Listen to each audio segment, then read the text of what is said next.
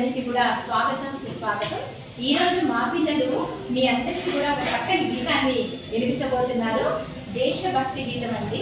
మన దేశం మీద ఉన్నటువంటి గౌరవంతో చక్కటి పాటలు పాడుతున్నటువంటి వాళ్ళు నానా వెంకట కావేరి చెప్పరా నేమ్స్ చెప్పండి. నా పేరు వెంకట కావేరి. నా పేరు శ్రీలక్ష్మి. నా పేరు పూర్విక. నా పేరు హిమాద్రి. నా పేరు లలిత. మరి ఇక విందామా? రెడీ స్టార్ట్ చేయండి.